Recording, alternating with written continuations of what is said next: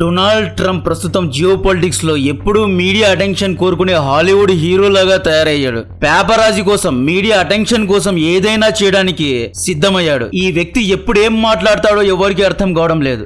Recent గా Trump Apple CEO Tim Cook తో Apple factories ను ఇండియాలో పెట్టొద్దు, అమెరికాలో పెట్టు, చైనా లాగా ఇండియాను నర్చర్ చేసే అవసరం లేదు, India can take care of them selves అనే స్టేట్మెంట్ ఇచ్చాడు. సడన్ గా ట్రంప్ ఈ స్టేట్మెంట్ ఇవ్వడానికి కారణం ఏంటి?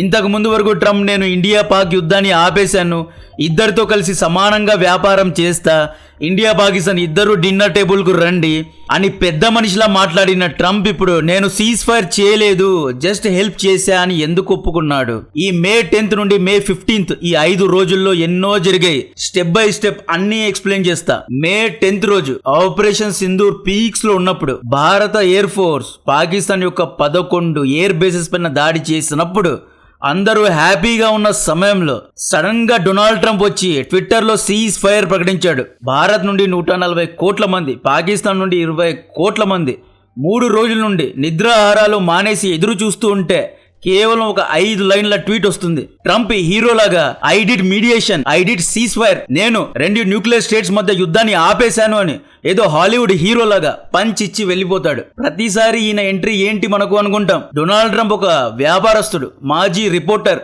Media person. మీడియాలో అటెన్షన్ కోసం ఈ వ్యక్తి ఏమైనా చేయడానికి రెడీగా ఉంటాడు. ఒక పెద్ద యుద్ధాన్ని ఆపాను అంటూ నోబెల్ పీస్ ప్రైజ్ కోసం అప్లై కూడా చేశాడు ఈ వ్యక్తి. యాక్చువల్లీ డెమోక్రటిక్ పార్టీ నాయకుడైన బరాక్ ఒబామాకు పీస్ ప్రైజ్ వచ్చింది. సో ట్రంప్ కూడా ఒబామాతో సమానం అవ్వడానికే ఈ పని చేశాడు. జాగ్రత్తగా అబ్జర్వ్ చేయండి. ట్రంప్ తన రాజకీయం కోసం సింధూర్ యుద్ధాన్ని వాడుకున్నాడండి. ఇది నాకు నచ్చలేదు. ఇంతకు ముందు నేను కూడా ట్రంప్ ను ఎన్నోసార్లు పొగిడాను. ట్రంప్ తన దేశ హితం కోసమే ఆలోచిస్తున్నాడు అన్నాను. కానీ భారతదేశ హితానికి వ్యతిరేకంగా తన స్వార్థం కోసం, తన నోబెల్ పీస్ ప్రైజ్ కోసం, ప్రపంచం ముందు తనకంటే గొప్ప నాయకుడు లేడు అని తన రాజకీయ లబ్ధి కోసం పిచ్చి వేషాలు వేస్తే ట్రంప్ ను విమర్శించేది ఖాయం. ట్రంప్ గత 3-4 రోజుల నుండి ఇండియాకు వ్యతిరేకంగా 6 తప్పుడు కూతలు కూశాడు. దాంట్లో ఒకటి తాను సీజ్ ఫైర్ చేశాను అన్నాడు. 2 న్యూక్లియర్ యుద్ధంగా మారే అవకాశం ఉంది కాబట్టే, 10 లక్షల కంటే ఎక్కువ ప్రజలు చనిపోయే ప్రమాదం ఉంది కాబట్టే నేను మధ్యస్థం చేసి యుద్ధాన్ని ఆపాను అని న్యూక్లియర్ వార్ జరిగింది అన్నట్లు హింట్ ఇచ్చాడు.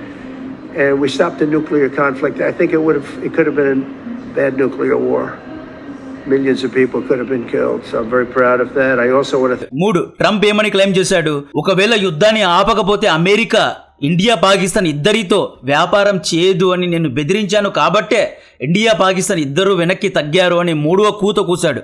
And we helped also with trade. I said, come on, we're going to do a lot of trade with you guys. Let's stop it. Let's stop it. If you stop it, we're doing trade. If you don't stop it, we're not going to do any trade. People have never really used trade the way I used it. That I can tell you.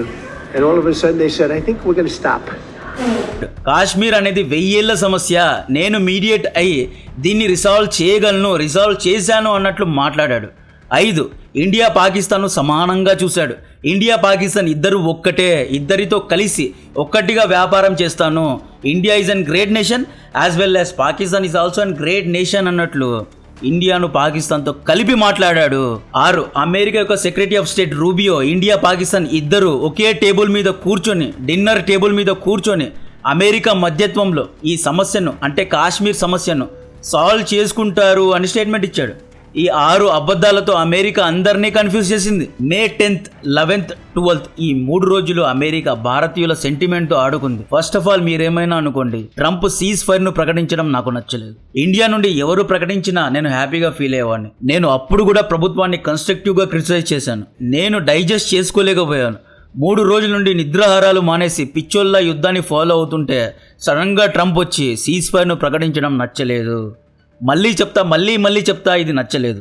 అప్పుడు పాక్ యొక్క 9 military bases పైన already Indian air force దాడి చేసింది. సింహం చేస్తున్న వేటను తన ఖాతాలో వేసుకున్నాడు ట్రంప్. తన పైన భారతీయ ప్రజలపైన ఉన్న రెప్యుటేషన్ ను పోగొట్టుకున్నాడు. ఇక నుండి ట్రంప్ భారతీయుల రాడార్లో వచ్చాడు. సో ఇక్కడ అపోజిషన్ పార్టీస్ కూడా సరిగ్గా పాయింట్ చేశారు, ఇండియన్ డిప్లొమాసీను నిలదీశారు. అదేంటి ట్రంప్ ఇండియా పాకిస్తాన్ ఒక్కటిలా చూస్తాడు? ట్రంప్ ఎందుకు సీజ్ ఫైర్ ప్రకటించాడు? ట్రంప్ బెదిరిస్తే యుద్ధాన్ని ఆపేస్తారా?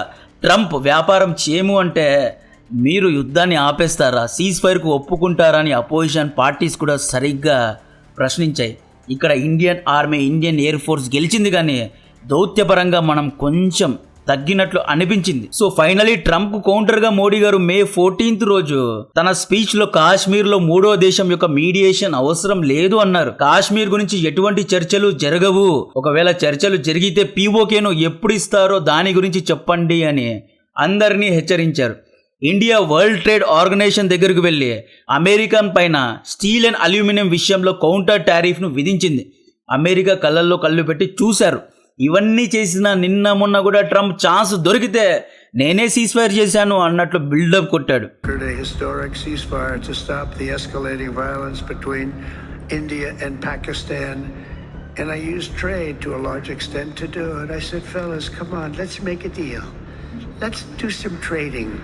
Let's not trade nuclear missiles. Let's trade the things that you make so beautifully. ఇక లాభం లేదు అని చెప్పి ఫైనలీ నిన్న దౌత్యవేత్తలు ట్రంప్కు సమాధానం ఇచ్చారు. లేట్ అయినా లేటెస్ట్గా 6 కౌంటర్స్ ఇచ్చారు. ఇక్కడ ఆపరేషన్ సింధూర్లో 1000% ఇండియన్ ఎయిర్ ఫోర్స్ విజయాన్ని సాధించింది. ఇక్కడ మిలిటరీ ఆపరేషన్ను ఎక్కడా క్రిటిసైజ్ చేయడం లేదు, కానీ అమెరికా చేస్తున్న న్యూసెన్స్ను ఆపడంలో డిప్లొమాట్స్ ఫెయిల్ అయ్యారు అంటున్నాం. మనలో కొంతమంది సింధూర్ ఆపరేషన్ గురించి చెబితే ఎక్కడ రాజకీయంగా కొంతమంది లబ్ధి పొందుతారు అని ఈ ఆపరేషన్ గురించి మాట్లాడమే లేదు, సైలెంట్గా ఉన్నారు. ఎందుకు సైలెంట్గా ఉన్నారు? మీరు ఆపరేషన్ సింధూర్ గురించి మాట్లాడకపోతే ఈ దేశానికి డిస్సర్వీస్ చేసినట్లు. ఇండియన్ ఆర్మీ విజయాన్ని సాధించింది గర్వంగా అందరికీ చెప్పాలి. మేము ఓన్లీ ఇండియన్ ఆర్మీను, ఇండియన్ డిఫెన్స్ మినిస్ట్రీను క్రిటిసైజ్ చేయడానికి మాత్రమే ఉన్నాము అంటే కుదరదు. మీరు ఇండియన్ ఆర్మీను సిఓకే విషయంలో, అక్సైచిన్ విషయంలో క్రిటిసైజ్ చేశారు కదా. 4000 స్క్వేర్ కిలోమీటర్లు చైనా ఆక్యుపై చేసింది అన్నారు కదా. ఇప్పుడు ముందుకొచ్చి పాకిస్తాన్ను తుక్కుగా ఇండియన్ ఎయిర్ ఫోర్స్ ఓడించింది అని చెప్పండి. ఎందుకు చెప్పడం లేదు? క్రిటిసిజం అంటే వన్ సైడ్ ఉండకూడదు, కన్స్ట్రక్టివ్గా ఉండాలి. అండ్ ఒకవేళ ఇండియన్ ఆర్మీ కరెక్ట్గా చేస్తే గర్వంతో కరెక్ట్గా చేసింది అని ఒప్పుకోవాలి, ట్వీట్స్ పెట్టాలి. అంతేగాని వన్ సైడ్గా చేయడం కూడా నాకు నచ్చలేదు. సింధూర్ ఆపరేషన్లో 100% స్ట్రైక్ రేట్తో మిజైల్స్ అండ్ డ్రోన్స్ను ఆకాష్ అనే made in India missile defence system ధ్వంసం చేసింది.